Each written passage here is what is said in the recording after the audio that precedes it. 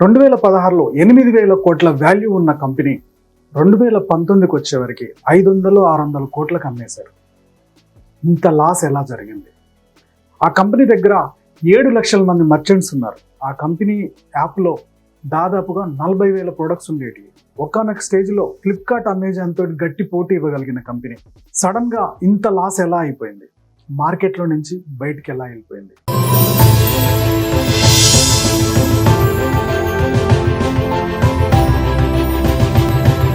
అంత లాస్ అయిన ఆ కంపెనీ పేరు ఏంటంటే షాప్ క్లూస్. సో ఈరోజు మన డిస్కషన్ ఈ షాప్ క్లూస్ ఎలా ఫెయిల్ అయింది, 8,000 కోట్ల నుంచి ఎవరికి తెలియకుండా సింపుల్గా ఒక 500 కోట్లకు అమ్మేసుకొని బయటికి ఎలా వచ్చింది, ఇంత లాస్ ఏం జరిగింది, ఈ కంపెనీ లాస్ అవ్వడానికి ఏంటి రీజన్స్ అనేది మనం డిస్కస్ చేయబోతున్నాం. సో ఈ వీడియోతో మనకేం సంబంధం లేదు అని చెప్పి మీరు వెళ్ళిపోకండి. సో ఈ వీడియోలో మీరు ఒక చిన్న బిజినెస్ చేస్తున్నా, పెద్ద బిజినెస్ చేస్తున్నా, ఓకే, మీరు పర్సనల్గా ఫైనాన్షియల్గా సెటిల్ అవ్వలేకపోతున్నా, ఓకే, అలాగే మీరు ఒక డైరెక్ట్ సెల్లింగ్లో ఉన్నా, లేకపోతే ఒక ఇన్సూరెన్స్ సెక్టార్లో ఉన్నా, ఒక లీడర్ పొజిషన్లో ఉన్నా, మీరు టీమ్ లీడర్ లాగా ఉన్నా, ఈ జరుగుతున్న ఈ పాయింట్స్ అన్నీ కూడా మన లైఫ్కి, మన బిజినెస్కి చాలా హెల్ప్ అవుతాయి. ఓకే, మీరు లాస్ట్ వరకు వీడియో చూడండి. మీ లైఫ్లో ఇవి ఎంతవరకు ఉపయోగపడతాయో మీకు అర్థమవుతుంది.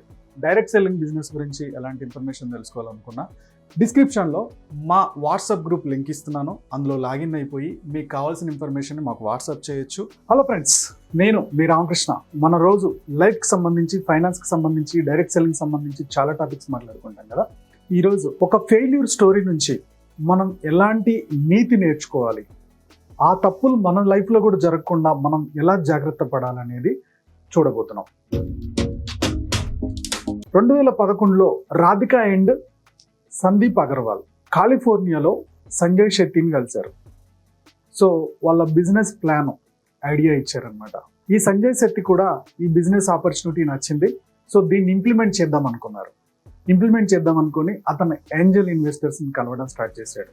సో దాదాపుగా 3 రోజుల్లోనే 12 మంది ఏంజల్ ఇన్వెస్టర్స్ 1.8 మిలియన్ ఇన్వెస్ట్మెంట్ ఇచ్చారు, పెట్టుబడి ఇచ్చారు. సో ఆ ఇన్వెస్ట్మెంట్ తీసుకొని వీళ్ళు ఇండియా వచ్చారు. వాళ్ళ ఐడియా తోటి, వాళ్ళ కాన్సెప్ట్ తోటి వాళ్ళు అప్పుడు స్టార్ట్ చేశారు online shopping platform shop clues. వాళ్ళు స్టార్ట్ చేసిన 5 ఇయర్స్కి 2016లో ఆ కంపెనీ వాల్యూ వచ్చేసి $1.1 బిలియన్ వర్త్ చూపించింది. అంటే 8,000 కోట్లు అప్రాక్సిమేట్లీ ఇండియా లెక్క ప్రకారం. ఒక చిన్న చిన్న కంట్రీస్ బడ్జెట్తో సమానం ఇది. చాలా కంపెనీలకి ఇంత అమౌంట్ సంపాదించడానికి రోజులు పడుతుంది, కానీ 5 ఇయర్స్లో ఈ అమౌంట్ చూసింది ఆ కంపెనీ. కానీ జస్ట్ 3 సంవత్సరాల్లో, అంటే 2019కి వచ్చేవరకు ఈ కంపెనీ పూర్తిగా లాస్ అయిపోయింది. 8,000 కోట్ల వర్త్ ఉండే కంపెనీ లాస్ట్కి జస్ట్ 500-600 కోట్లకు అమ్మేసుకున్నారు. ఏం జరిగింది? సో ఇలా పతనం అవ్వడానికి రీజన్స్ ఏంటి అనేది ఇప్పుడు చూస్తున్నాం. సో దీనికి ఫస్ట్ కారణం వచ్చేసి లీడర్షిప్ కాన్ఫ్లిక్ట్. దీనికి 3 ఫౌండర్స్ ఉన్నారు. ఒకళ్ళు రాధిక, సందీప్ అగర్వాల్, వీళ్ళిద్దరూ భార్యాభర్తలు. అండ్ కాలిఫోర్నియాలో ఉన్న సంజయ్ శెట్టి. ఎవరైతే సందీప్ అగర్వాల్ ఉన్నారో ఇన్సైడ్ ట్రేడింగ్ చేస్తున్నాడు అని చెప్పేసి ఒక ఆరోపణలతోటి అతన్ని కంపెనీ నుంచి బయటికి నెట్టేశారు. సో ఎప్పుడైతే కంపెనీ నుంచి బయటికి నెట్టేశాడో ఇతను లీగల్గా ఫైట్ చేస్తూ వచ్చాడు. ఇది కాకుండా సోషల్ మీడియాలో తన వైఫ్కి అలాగే తన పార్ట్నర్కి ఒక ఇల్లీగల్ ఎఫ్ఐఆర్ నడుస్తుంది అని చెప్పి చాలా సోషల్ మీడియాలో ప్రచారం చేసుకుంటూ వచ్చాడు. ఒక టాప్ పొజిషన్లో ఉండే ఒక 3 పర్సన్స్ ఇలాంటి అనెథికల్ పని జరుగుతుందని తెలిసినప్పుడు ఇది ఆటోమేటిక్గా కంపెనీ మీద, కంపెనీ రిప్యుటేషన్ మీద చాలా ప్రాబ్లం చూపిస్తుంది. సో నెమ్మదిగా కింద టీములో ఎవరైతే ఆ కంపెనీలో పనిచేస్తున్నారో వాళ్ళందరికి కూడా నమ్మకం పోతూ వచ్చింది, ఇంత అనెథికల్గా ఉన్నారు వీళ్ళు అని చెప్పేసి. అలాగే ఎవరైతే వీళ్ళతో టైప్ అయ్యారో వీళ్ళకి కూడా వాళ్ళ మీద నమ్మకం పోతూ వచ్చింది.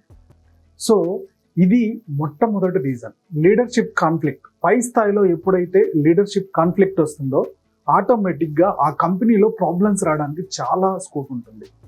బట్ ఇలాంటి లీడర్షిప్ కాన్ఫ్లిక్ట్ ఇన్ఫోసిస్లో నారాయణమూర్తి దగ్గర వచ్చింది, టాటా కంపెనీలో రతన్ టాటా ద్వారా కూడా వచ్చింది. అయినా సరే వీళ్ళు చాలా ట్రాన్స్పరెంట్గా ఉండేవాళ్ళు, జరుగుతుంది ఎప్పటికప్పుడు ఎక్స్ప్లెయిన్ చేసుకుంటూ వచ్చేవాళ్ళు. సో వాళ్ళ కంపెనీలో వచ్చిన ఎంప్లాయీస్ కూడా, వాళ్ళ టీం కూడా అది ఈజీగా అర్థం చేసుకునే పొజిషన్లో ఉండేది. కాబట్టి ఆ కంపెనీలకు ఎక్కడ ఎఫెక్ట్ అవ్వాల, కానీ ఇక్కడ జరిగిన ప్రాబ్లం చాలా ఎఫెక్ట్ అయిందనమాట. ఈ కాన్ఫ్లిక్ట్ వల్ల, ఈ ప్రాబ్లం వల్ల కూడా ఆ కంపెనీ లాస్ అవ్వడానికి స్కోప్ ఏర్పడింది. ఓకే, సో సేమ్ మీకు ఒక బిజినెస్ ఉంది. ఓకే, ఈ బిజినెస్లో మీకు పార్ట్నర్ ఉన్నారు. ఈ పార్ట్నర్స్లో కనుక మీరు అనెథికల్గా ఏమన్నా పని చేస్తే, అంటే ఆ పార్ట్నర్ వైఫ్ని కానీ పిల్లల్ని కానీ ఏదన్నా అనెథికల్ పని కనుక మీరు చేశారనుకోండి, ఆటోమేటిక్గా ఆ కంపెనీ రిప్యుటేషన్ అనేది దెబ్బతింటుంది. మీరు ఏదైతే బిజినెస్ స్టార్ట్ చేశారో, చిన్న బిజినెస్ కానీ పెద్ద బిజినెస్ కానీ, ఇది వన్ ఆఫ్ ద మైనస్ అవుతుంది మీకు. కాబట్టి ఇది చాలా జాగ్రత్తగా గుర్తుపెట్టుకోండి. అలాగే మీరు ఒక నెట్వర్క్ మార్కెటింగ్లోనో ఒక టీం బిల్డ్ చేసే బిజినెస్లోనే ఉన్నారు. మీ డౌన్ లైన్స్ టీమ్ తోటి, మీ డౌన్ లైన్ స్పౌస్ తోటి మీరు ఎప్పుడైతే వాల్యూస్ మెయింటైన్ చేస్తారో అప్పుడు మిమ్మల్ని మీ టీం అంతా నమ్ముతూ వస్తారు. మీ డౌన్ లైన్ తోటి మీరు ఏదైనా అనెథికల్ ఎఫ్ఐఆర్ కనుక పెట్టుకున్నారు, రిలేషన్ పెట్టుకున్నారు అని అనిపించిందంటే మీ టీం అందరూ మీ గురించి మాట్లాడుకోవడం స్టార్ట్ చేస్తారు. ఆటోమేటిక్గా మీ బిజినెస్ అంతా కొలాప్స్ అయిపోతుంది. షాప్ క్లూజ్ పతనం అవ్వడానికి మొదటి స్టెప్ వచ్చేసి లీడర్షిప్ కాన్ఫ్లిక్ట్, ముగ్గురులో ప్రాబ్లం రావడం. ఈ కంపెనీ ఫెయిల్యూర్కి కారణమైన సెకండ్ పాయింట్ వచ్చేసి ఎక్సెసివ్ ప్రొడక్ట్ రిటర్న్. ఆన్లైన్లో 100 ప్రొడక్ట్స్ అమ్మితే ఈ 100 ప్రొడక్ట్స్లో 30 నుంచి 40 ప్రొడక్ట్స్ రిటర్న్ వచ్చేవి. దీనికి కారణం ఏంటంటే 7 లక్షల మర్చెంట్స్ తోటి వీళ్ళు టైఅప్ అయ్యారు. సో ముఖ్యంగా జిల్లాలలో, డిస్ట్రిక్ట్స్లలో ఏమవుతుందంటే ఒక బ్రాండింగ్ లేని కంపెనీతో టైఅప్ అయిపోయేవాళ్ళు. సో ఈ బ్రాండింగ్ లేని కంపెనీలు ప్రొడక్ట్ను క్వాలిటీగా ఇచ్చేవి కావు. సో ప్యాకింగ్ కరెక్ట్గా ఉండేది కాదు, ప్రొడక్ట్లో క్వాలిటీ ఉండేది కాదు. ఇవి రెండూ లేకపోవడం వల్ల ఏమవుతుందంటే, సో వాళ్ళు ఎక్కడ తీసుకున్నారు, షాప్ క్లూజ్లో తీసుకున్నారు. సో అది రిటర్న్ చేసేటప్పుడు వీళ్ళందరూ నెగిటివ్ ప్రచారం ఎవరి మీద చేస్తారు, షాప్ క్లూజ్ మీద చేస్తారు. యాక్చువల్గా మర్చెంట్ మీద చేయాలి. షాప్ క్లూజ్ అనేది జస్ట్ మీడియేటర్, మర్చెంట్ వాళ్ళకి పంపిస్తున్నాడు, మధ్యలో షాప్ క్లూజ్ ఉంటుంది అంతే. కానీ వీళ్ళందరూ షాప్ క్లూజ్ని నెగిటివ్ చేయడం స్టార్ట్ చేశారు, ప్రొడక్ట్ రిటర్న్ రావడం అవుతుంది. సో ఇలా జరుగుతున్నప్పుడు వీళ్ళు చేయాల్సిన పని ఏంటి, ఆ ప్రొడక్ట్ క్వాలిటీ బాగాలేదు అంటే ఆ మర్చెంట్స్ని వెబ్సైట్ నుంచి తీసేయాలి. ఓకే, లేదా రిటర్న్ తీసుకొని మంచి క్వాలిటీ ప్రొడక్ట్ ఇవ్వాలి. ఇవి రెండు జరగకపోవడం వల్ల కస్టమర్స్కి ఈ కంపెనీ మీద నమ్మకాలు పోవడం స్టార్ట్ అయినాయి. ఇది కూడా ఫెయిల్యూర్కి ఒక రీజన్. సో మీరు కూడా ఆలోచించండి ఫ్రెండ్స్. సో మీ బిజినెస్లో ప్రొడక్ట్ క్వాలిటీ బాగాలేదు, కస్టమర్ కంప్లైంట్ ఇస్తున్నారు అంటే అది మీ చిన్న బిజినెస్ అవ్వచ్చు, పెద్ద బిజినెస్ అవ్వచ్చు.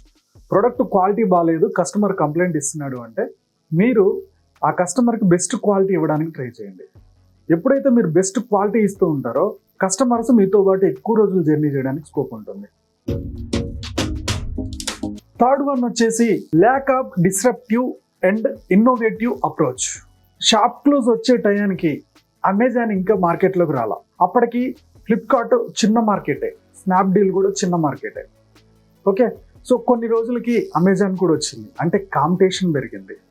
సో ఈ కాంపిటీషన్ పెరుగుతున్నప్పుడు ఈ కంపెనీలన్నీ ఏం చేసుకుంటూ పోయాయంటే టెక్నాలజీని ఎక్కువగా ఇన్వాల్వ్ చేసుకుంటూ వచ్చారు, డెలివరీ సిస్టమ్ని ఇంప్రూవ్ చేసుకుంటూ వచ్చారు, ప్రొడక్ట్ క్వాలిటీ చెకింగ్ చేసే మెజర్మెంట్స్ని దాంట్లో ఇన్వాల్వ్ చేసుకుంటూ వచ్చారు, కస్టమర్కి ఇమీడియట్ రెస్పాన్స్ ఇవ్వగలిగే టీమును తయారు చేసుకుంటూ వచ్చారు. ఎట్ ద సేమ్ టైం మనకి సో ఎప్పటికప్పుడు ఏ ప్రాబ్లం ఉన్నా సొల్యూషన్ ఇవ్వగలిగే ఒక వ్యవస్థను తయారు చేసుకుంటూ వచ్చారు. కానీ షాప్ క్లూజ్ ఈ టెక్నాలజీని వాడుకోవడంలో వెనకబడిపోయింది, ఇన్నోవేటివ్ సిస్టమ్ని ఇన్నోవేటివ్గా ఆలోచించడంలో వెనకబడిపోయింది. ఓకే, సో షాప్ క్లూజ్కి ఏదన్నా ప్రొడక్ట్ గురించి కంప్లైంట్ ఇస్తే దాదాపుగా 7 days 8 days దాకా కూడా రిప్లై వచ్చేది కాదు. ఒక మెయిల్ పెట్టినా సరే దాని నుంచి రిప్లై రావడానికి 7 days 8 days పట్టేది. ఇంత కాంపిటీషన్లో టెక్నాలజీ మార్చుకోకపోతే, కొత్తగా ఇన్నోవేషన్స్ కనుక చెయ్యకపోతే బిజినెస్ లాస్ అవ్వడానికి స్కోప్ ఉంటుంది. షాప్ క్లూజ్ లాస్కి ఇది ఒక రీజన్ అయిపోయింది. మీరు చేస్తున్న మీ చిన్న బిజినెస్లో కూడా కాంపిటీటర్స్ బాగా వస్తున్నారా? ఓకే, సో నెమ్మదిగా మీ బిజినెస్ని వాళ్ళు తీసేసుకుంటున్నారా 50% 20%? ఇలాంటప్పుడు మీరు ఇంకా బిజినెస్లో నిలబడాలంటే కొత్త ఇన్నోవేషన్కి వెళ్ళండి, టెక్నాలజీని వాడుకోండి. ఇంకా కొత్తగా నేను కస్టమర్స్ దగ్గరికి ఎలా వెళ్ళాలి, ఇంకేం ప్రోడక్ట్ని ఇన్వాల్వ్ చేయగలుగుతాను, నేను ఇంకా కొత్తగా ఏం టెక్నాలజీని తీసుకొచ్చుకుంటే నేను బాగా వర్కౌట్ అవుతుంది. ఇవి ఎప్పుడైతే కాంపిటీషన్ పెరుగుతున్నప్పుడు ఒక బిజినెస్ మ్యాన్గా మనం ఆలోచిస్తూ ఉంటామో ఆ కాంపిటీషన్ మనం తట్టుకోగలుగుతాం. ఒక ఫీల్డ్లో డబ్బు ఉందంటే 100 కాంపిటీటర్లు వస్తారు. మీరు ఎప్పటి నుంచో ఉన్నారు కాబట్టి మీరు ఆ బిజినెస్లో నిలబడాలంటే కుదరదు. ఓకే, ఎప్పటికప్పుడు ఆ కాంపిటీషన్కి రెడీగా మనం కొత్త అప్డేట్స్ అవుతూ ఉండాలి, కొత్త ఇన్నోవేషన్ జరుగుతూ ఉండాలి. ఇలా జరుగుతూ ఉంటేనే మనం ఆ ఫీల్డ్లో ఆ కాంపిటీషన్లో నిలబడగలుగుతాం. Think first, think fast, think future. ఎప్పుడైతే ఒక బిజినెస్ మ్యాన్కి ఈ 3 ముందుగా ఉంటాయో కాంపిటేటర్ని తట్టుకోవడానికి ప్రతిదీ ఇన్నోవేటివ్ చేయగలుగుతారు. సో అంబాసిడర్, బ్లాక్బెర్రీ, నోకియా ఇవన్నీ కూడా ఇలా ఫ్యూచర్ థింక్ చేయకపోవడం వల్లనే వెనకబడిపోయాయి. కాబట్టి మీరు ఏ బిజినెస్లో ఉన్నా ఫ్యూచర్లో ఏమి రాబోతుంది, కాంపిటీషన్ మనం తట్టుకోవాలంటే ముందే ఏం చేయాలి, ఎప్పటికప్పుడు ఇన్నోవేటివ్గా ఆలోచిస్తూ వెళ్ళాలి. బాస్, మీరు మీ బిజినెస్లో ఒక స్థాయికి వచ్చి శిఖరాలు అందుకున్నప్పుడు అది అందుకోవడం ఎంతో, దాన్ని నిలబెట్టుకోవడం కూడా అంతే ముఖ్యం. అది నిలబెట్టుకోవడానికి ఎప్పటికప్పుడు మిమ్మల్ని మార్చుకుంటూ, మీ బిజినెస్ని మార్చుకుంటూ ముందుకెళ్ళాలి. నెక్స్ట్ ఫెయిల్యూర్కి ఇంకో కారణం వచ్చేసి డిమానిటైజేషన్ ఎఫెక్ట్. షాప్ క్లూజ్ అనేది ఆన్లైన్ మార్కెట్. సో అప్పుడప్పుడే జనాల్లోకి వెళ్తున్నప్పుడు దాంట్లో ప్రొడక్ట్ వాళ్ళు ఎలా ఉండేవాళ్ళు అంటే క్యాష్ ఆన్ డెలివరీ ఎక్కువగా జనాలు కస్టమర్స్ ఇంట్రెస్ట్ చూపించేవాళ్ళు. క్యాష్ ఆన్ డెలివరీ, ప్రొడక్ట్ ఇంటికి తీసుకురండి, చెక్ చేసుకున్న తర్వాత డబ్బులు ఇచ్చేవాళ్ళు. సో షాప్ క్లూజ్ అనేది అప్పటిదాకా క్యాష్ ఆన్ డెలివరీ మీదనే డిపెండ్ అయింది. సో సడన్గా డిమానిటైజేషన్ వచ్చింది. ఈ డిమానిటైజేషన్ వచ్చినప్పుడు అమెజాన్, ఫ్లిప్కార్ట్, స్నాప్డీల్ ఇవన్నీ ఏం చేశాయంటే ఇమీడియట్గా కార్డ్స్ని ఎంకరేజ్ చేయడం స్టార్ట్ చేసింది, నెట్ బ్యాంకింగ్ని ఎంకరేజ్ చేయడం స్టార్ట్ చేసింది. ఎట్ ద సేమ్ టైం కార్డుకి ఆఫర్స్ ఇవ్వడం స్టార్ట్ చేసింది. మీరు ఈ కార్డు వాడితే 10% డిస్కౌంట్, ఫలానా బ్యాంక్ కార్డు వాడితే 5% డిస్కౌంట్, ఇలా బాగా ఎంకరేజ్ చేసుకుంటూ వచ్చారు. కానీ స్నాప్డీల్ అనేది కార్డ్స్ బ్యాంకులతో టైప్ అవడం కానీ ఆ కార్డ్స్ని ఎంకరేజ్ చేయడంలో కానీ వెనకబడిపోయింది.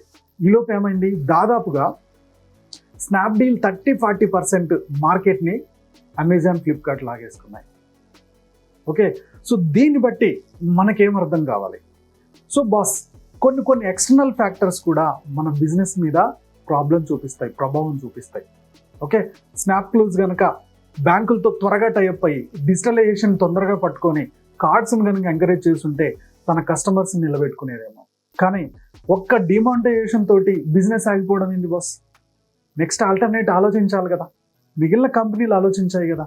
మీరు ఇంకా నిలబడి డిమానిటైజేషన్ అలవాటు అయిపోవాలి, జనాల్లోకి డబ్బులు వచ్చేస్తాయి తర్వాత తీసుకుంటారనే ఆప్షన్ మీద ఉన్నాం. జనాలు డబ్బులు ఇవ్వడం అనేదే మర్చిపోయారు. డిమానిటైజేషన్ తర్వాత మ్యాక్సిమం ఆన్లైన్ ట్రాన్సాక్షన్సే జరుగుతున్నాయి. మీరు ఇది ముందుగా ఆలోచించడంలో వెనకబడిపోయారు. సేమ్ అలానే ఒక ఏరియాలో వాతావరణ ప్రాబ్లం ఉండొచ్చు, లేకపోతే స్టేట్ గవర్నమెంట్ ఒక పాలసీ తీసుకురావచ్చు, సెంట్రల్ గవర్నమెంట్ ఇంకో పాలసీ తీసుకురావచ్చు. ఓకే, సో ఇన్కమ్ ట్యాక్స్ సంబంధించి ఇంకేదైనా ప్రాబ్లం కావచ్చు, కొన్ని ఏరియాల్లో కర్ఫ్యూ పెట్టవచ్చు, ఇంకేదైనా ప్రాబ్లం అవ్వచ్చు. ఇలా ఎక్స్టర్నల్ ప్రాబ్లం వచ్చినప్పుడు దీన్ని ఎలా హ్యాండిల్ చేయాలనేది కంపెనీ ఎప్పుడు రెడీ అయిపోయి ఉండాలి. ఎగ్జాంపుల్కి జిఎస్టీ వచ్చింది. ఈ జిఎస్టీ అనేది మనం తప్పించుకోలేని అంశం, సెంట్రల్ గవర్నమెంట్ అది తీసుకొచ్చింది. సో ఈ జిఎస్టీని ఎగ్గొట్టడానికి మనం ఇండైరెక్ట్గా ఏదన్నా పని చేస్తున్నా ఎక్కడికక్కడ చెక్ పోస్టులు ఉన్నాయి. సో ఏదో ఒక రోజు ఏదో ఒక చెక్ పోస్ట్లో మీ బిజినెస్కి సంబంధించి దొరికిపోతారు. దొరికిందంటే మీ బిజినెస్ మొత్తం కొలాప్స్ అయిపోతుంది. సో కొంచెం పెయిన్ అయినా సరే గవర్నమెంట్ లీగల్గా తీసుకొచ్చిన ఆ ప్రొసీజర్ని ఫాలో అవుతూ ఉంటే మీ బిజినెస్ నిలబడుతుంది. సో బయట నుంచి వచ్చే ఎక్స్టర్నల్ ప్రాబ్లమ్స్ని కూడా ఫేస్ చేయడానికి రెడీగా ఉండాలి. ఒక పక్క డిమానిటైజేషన్, ఇంకో పక్క మనం కరోనా టైంలో కూడా చూసాం. ఇవన్నీ మన చేతిలో లేవు, బట్ వీటిని ఫేస్ చేయడానికి ఎప్పుడైతే రెడీ అవుతామో మనం మన బిజినెస్లో నిలబడగలుగుతాం. సో షాప్ క్లూజ్ ఫెయిల్యూర్కి one of the reason demonetization కూడా.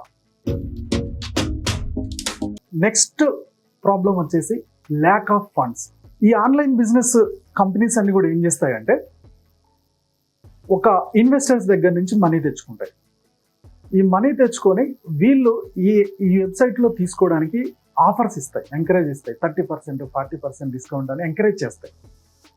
సో ఇది అలవాటు అయిన తర్వాత నెమ్మదిగా పర్సంటేజ్ తగ్గిస్తూ వీళ్ళకి కంటిన్యూ చేపిస్తారు. సో ఇదంతా ఎక్కడ డిపెండ్ అయి ఉంటుంది? కేవలం ఇన్వెస్టర్స్ మీద డిపెండ్ అయి ఉంటుంది. టైగర్ గ్లోబల్ అనే ఒక ఇన్వెస్టర్ దాదాపుగా $100 million ఇందులో ఇన్వెస్ట్ చేశారు. సో ఈ కంపెనీ ఎంత టర్న్ ఓవర్ చేస్తుంది, ఎంత మార్కెటింగ్ ఖర్చు పెడుతుంది అనేది వీళ్ళు అబ్జర్వ్ చేస్తూ వస్తుంటారు కదా. సో దాదాపుగా 2 years 3 years అబ్జర్వ్ చేశారు. సో సేల్స్ బాగానే పెరుగుతున్నాయి, కానీ అడ్వర్టైజ్మెంట్కి చాలా ఖర్చులు పెడుతుంది, ఆఫర్స్కి చాలా ఖర్చులు పెడుతుంది. సో ఇలా వెళ్తే ఎన్ని రోజుల్లో ప్రాబ్లం మొదలవుతుందో ఆ ఇన్వెస్టర్ లెక్కేసుకుంటాడు కదా. సో లెక్కేసుకున్నాడు. తర్వాత ఏమైందంటే సేమ్ ఇదే ఈ కామర్స్ మీద ఏ కంపెనీలో బాగా గ్రోత్ అవుతున్నాయో చూశారు.